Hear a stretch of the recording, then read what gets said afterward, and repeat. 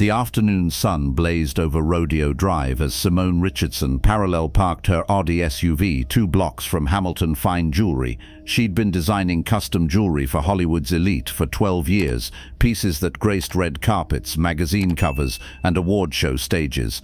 Her client list included 3 Oscar winners, 2 pop superstars, and countless celebrities who valued her unique blend of classical elegance and contemporary edge.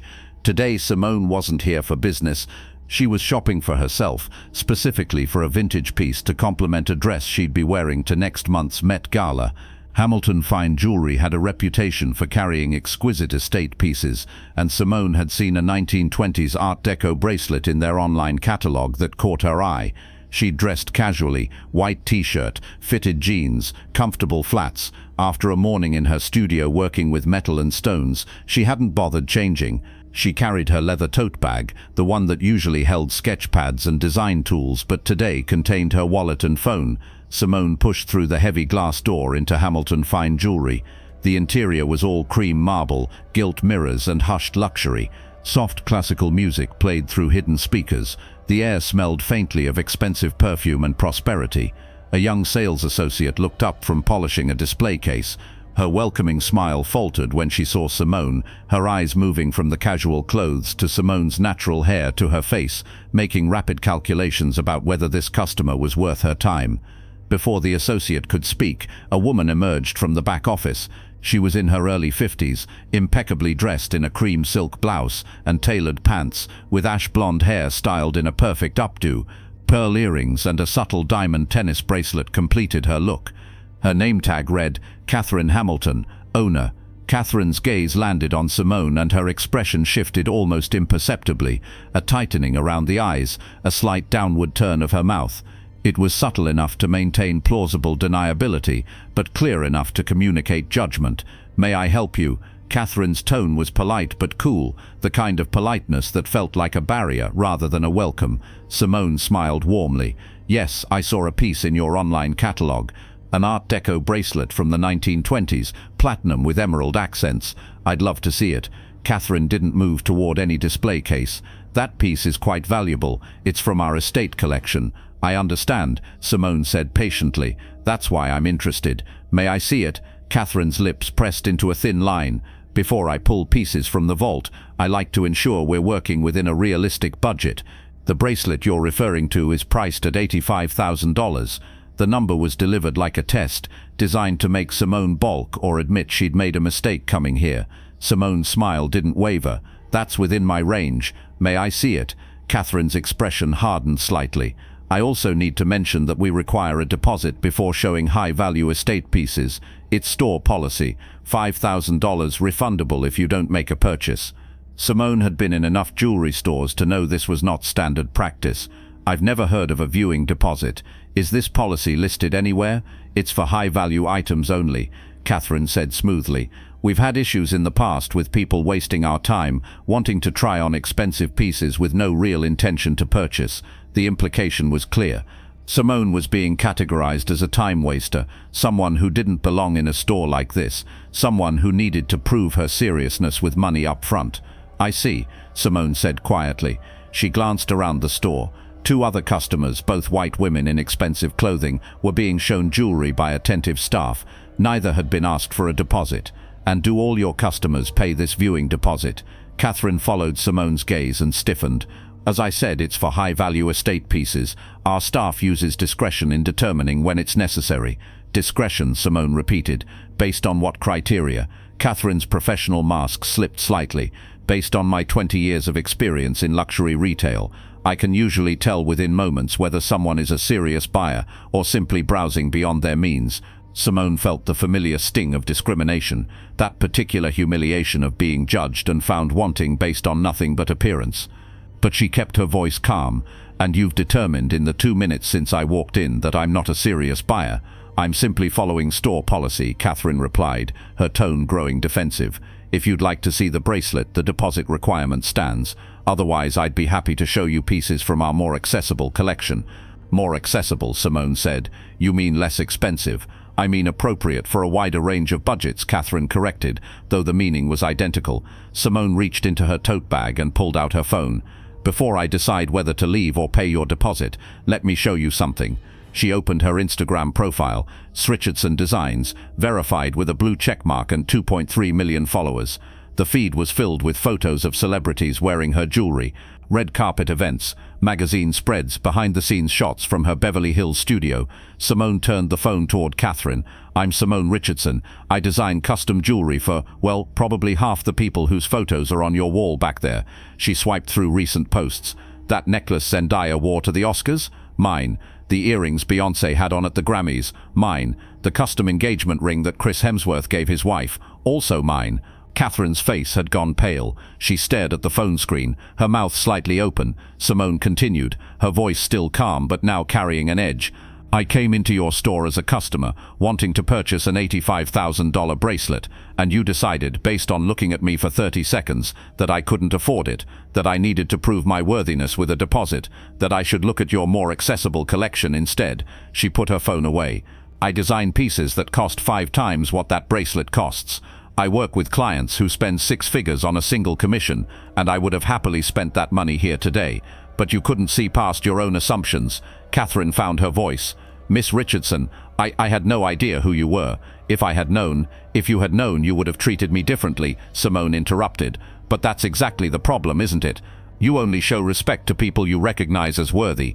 Everyone else gets suspicion and contempt." Catherine's face had gone from pale to flushed. "Please, I apologize. This was a misunderstanding. Let me show you the bracelet. No deposit required. I can offer you a discount, 20% off as an apology." "I don't want a discount," Simone said quietly.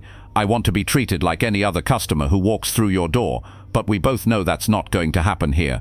She turned to leave, then paused. "One more thing. You said you have 20 years of experience in luxury retail. Have you ever considered that your discretion about who's a serious buyer might just be bias? That maybe you're losing business because you're too busy making assumptions?" Catherine didn't respond. She stood frozen behind her display case, watching as Simone walked out.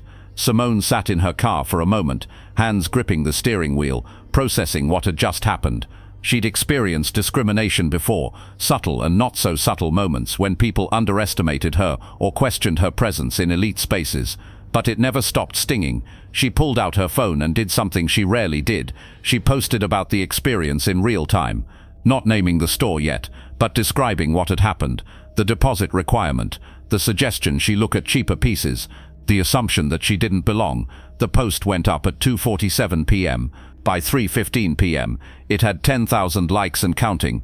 Comments poured in from followers sharing their own stories of retail discrimination. And significantly, comments from her celebrity clients expressing outrage. At 3:30 p.m., actress Janelle Morrison, who'd worn Simone's designs to 3 major award shows, quote-tweeted the post. "This is exactly why I only trust Richardson Designs with my jewelry. She's the best in the business and deserves respect everywhere. Which store did this? Name names." At 3:45 p.m., Simone posted a follow-up. This time she named Hamilton Fine Jewelry and included a photo of the storefront. The internet response was immediate and brutal. By 4 p.m., Hamilton Fine Jewelry's Instagram was flooded with comments. Former customers shared their own stories of being treated poorly. People posted photos of themselves wearing Simone's designs, tagging the jewelry store to show what they'd missed out on. And most damagingly, several celebrities announced they'd be taking their business elsewhere. Catherine Hamilton's phone started ringing at 4:15 p.m. The first call was from a long-time client cancelling an order for a custom piece. The second was from a celebrity publicist removing Hamilton from an approved vendor list for an upcoming awards show. The third was from a reporter at Women's Wear Daily, asking for comment on the discrimination allegations. By 5 p.m. the story had been picked up by TMZ, Entertainment Tonight, and several fashion blogs. Celebrity jeweler Simone Richardson denied service at Beverly Hills store became a trending headline. Catherine closed the store early that evening, locked the doors, and sat in her back office trying to formulate a response. Her business, carefully built over 2 decades, was imploding in real time, and it had taken less than 3 hours. The next morning, Simone woke to find her phone flooded with messages, support from friends and colleagues, interview requests from media outlets, and surprisingly, a formal letter from Catherine Hamilton's attorney. The letter was a mixture of apology and legal threat. It expressed regret for the misunderstanding, while also suggesting that Simone's social media posts were defamatory and demanding they be removed. Simone forwarded the letter to her own attorney, Marcus Webb, who called her within the hour. "She's posturing," Marcus said. "Everything you posted was factual. You described what happened without embellishment. That's not defamation, that's documentation. So I don't have to take the posts down." "Absolutely not. In fact, I'd advise you to keep them up." Hamilton's response here tells me she still doesn't understand the real problem.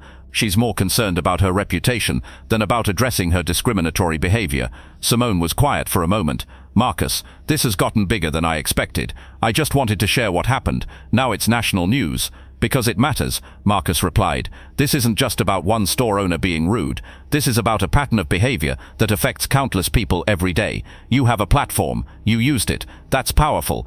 Over the next few days, the story continued to grow. More customers came forward with complaints about Hamilton Fine Jewelry. An investigation by a local news station found that several employees had left the store, citing Catherine's treatment of Black and Latino customers.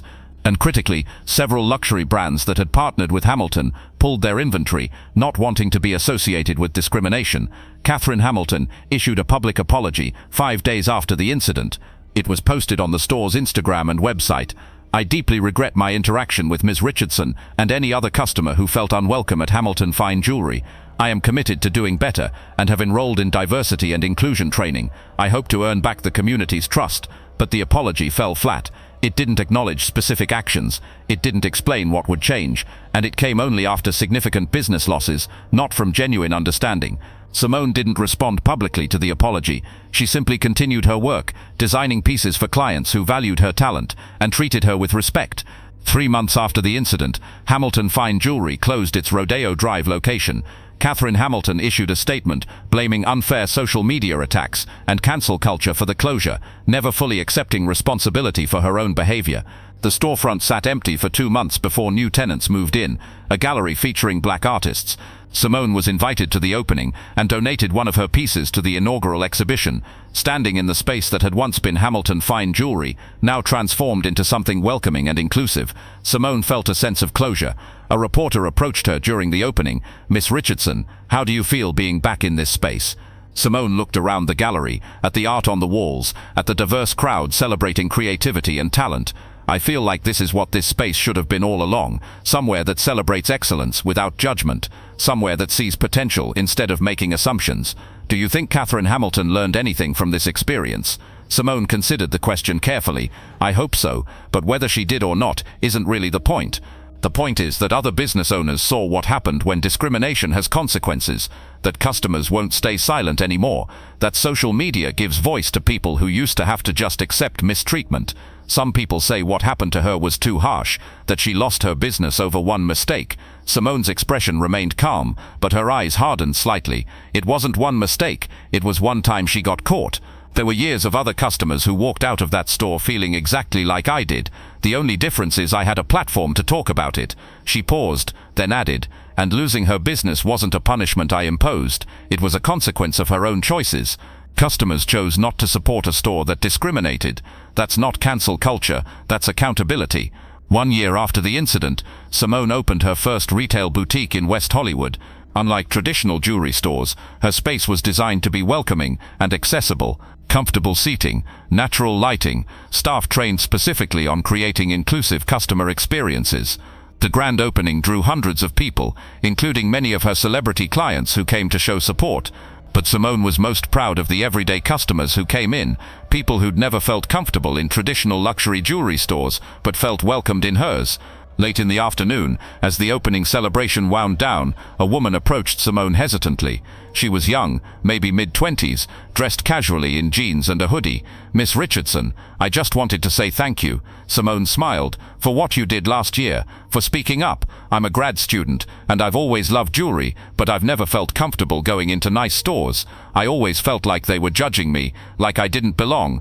But after what you did, after you called out that discrimination, it felt like someone finally said out loud what so many of us experience." The woman's eyes filled with tears. "And now you've opened this place where people like me can come in and feel welcome. That matters, more than you probably know." Simone hugged her. "It matters to me too. That's why I did this." As the young woman walked away, browsing the displays with newfound confidence, Simone felt the full weight of what she'd built. Not just a business, but a space that proved luxury didn't have to mean exclusion. 5 years after the Hamilton fine jewelry incident, Simone Richardson sat for an interview with Oprah as part of a special on black entrepreneurs who'd transformed their industries. "You've become known not just for your designs," Oprah said, "but for using your platform to address discrimination in retail. Was that always part of your mission?" Simone shook her head. "Honestly, no. When I walked into Hamilton Fine Jewelry that day, I just wanted to buy a bracelet. I didn't plan to spark a movement or close a business. I just shared my experience because I was tired of staying silent." In some ways, yes. More stores have implemented training programs. More brands are conscious about how they treat all customers.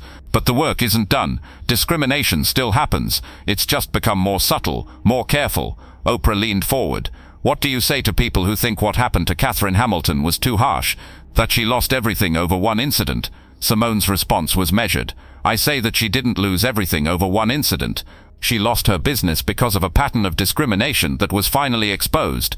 And I say that consequences matter. For too long, people in positions of power could treat others poorly without facing real repercussions. Social media changed that. It gave voice to people who used to have to suffer in silence. Do you ever wonder what happened to her?" "Sometimes," Simone admitted. "I hope she grew from the experience. I hope she looked at why she made those assumptions about me and worked to change. But whether she did or not, the bigger lesson was for everyone else watching. Business owners who saw that discrimination has costs. Customers who realized they didn't have to accept mistreatment. That's the legacy that matters." The interview ended with footage of Simone's boutique, showing diverse customers being welcomed, served, and celebrated. The final shot was of Simone at her design table, sketching a new piece, her hands moving with practiced skill. Her voice played over the image. "Excellence doesn't have a color. Talent doesn't have a dress code. And anyone who can't see past their own biases to recognize that will be left behind. Not because they're being cancelled, but because the world is moving forward without them." Thank you very much for listening. Please let us know what you think of this story in the comments. Don't forget to like the video and subscribe to the channel. Turn on notifications so you don't miss any other videos.